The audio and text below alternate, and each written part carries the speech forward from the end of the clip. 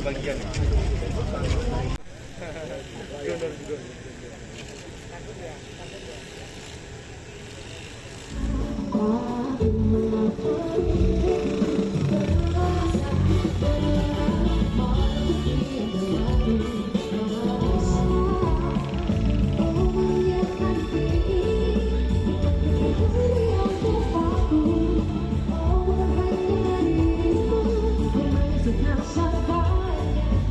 Ya, alhamdulillah sudah bisa digunakan, sudah bisa dilewati, sudah bisa berfungsi. Mudah-mudahan sesuai dengan fungsinya bisa mengurangi kemacetan.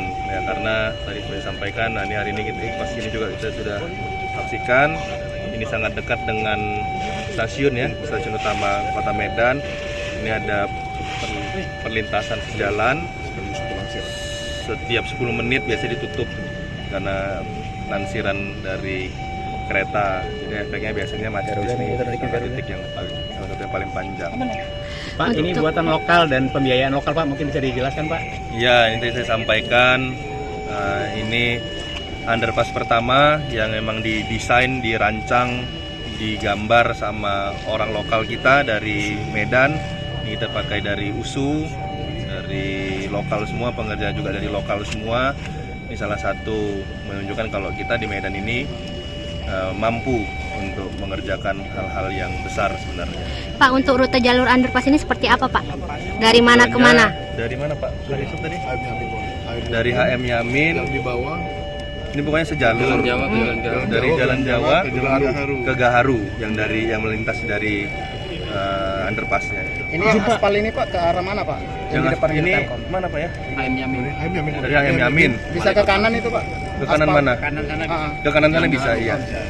Bapak tadi kan sempat ya Pak meninjau ya Pak. Kalau kita lihat ini Pak, ada dari beberapa tiang lampu ini ada yang dikosongin Pak, masih ada kabel yang berdiri dan tiangnya juga masih kosong. Itu sebenarnya belum kesiap atau rencananya gimana tuh Pak? Yang tadi saya sampaikan, fungsi utamanya yang kita dahulukan. Sebenarnya kita bisa saja karena katanya kemarin memang kesalahannya dari pabrikannya. Jumlah yang dipesan sama yang dikirim katanya nggak sama ya. Nah, cuman ada desakan agar ini segera dibuka karena memang kebutuhan untuk transportasinya. Nah, jadi secara fungsi ini sudah bisa digunakan, tapi sampai dengan akhir Januari ini nanti tiang-tiang lampu akan full kita ini. Artinya rute kembali normal ya Pak? Rute kembali normal. Berapa persen Pak?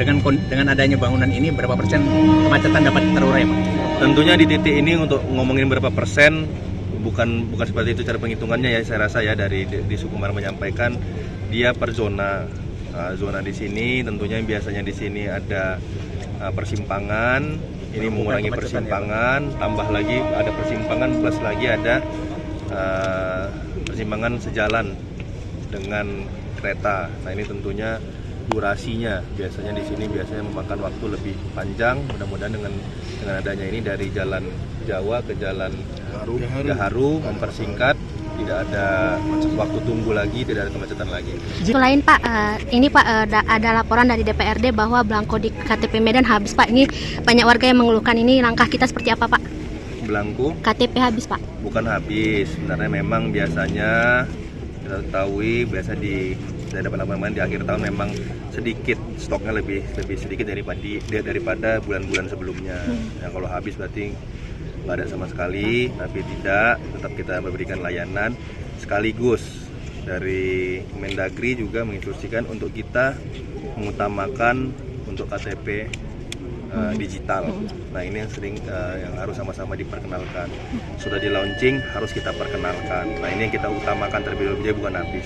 Langkah kita berkurang. Pak, makan bergizi gratis Pak. Ini minggu kedua di Kota Medan Pak. Pantauan pemerintah Kota Medan seperti apa Pak? Ya, berjalan. Hari ini juga sedang ada Pak ini ya dari Badan Gizi Nasional sedang ada kunjungan melihat situasi pelaksanaan di Kota Medan. Apalagi udah Pak, satu lagi Pak.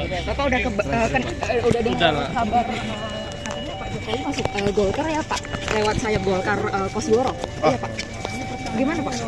betul ya. Benar, Saya betul nggak itu, tahu Pak. ya. Nggak tahu ya Pak ya? Oke. Setahu saya sih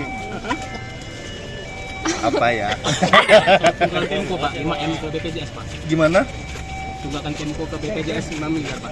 Kenapa? Sebenarnya seperti apa Pak? Tunggakan Pemko. Iya, ke BPJS.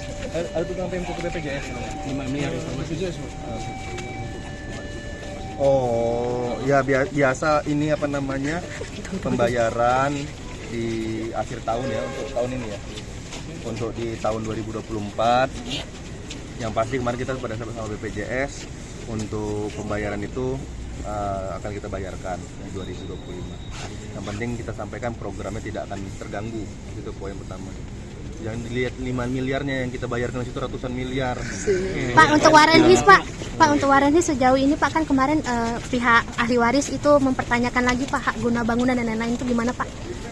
Ya pasti punya pemerintah kok jalan udah selesai kayak gini heboh. Ya punya pemerintah. Pak, tapi kalau Pak Jokowi masuk Golkar, Bapak dukung nggak Pak?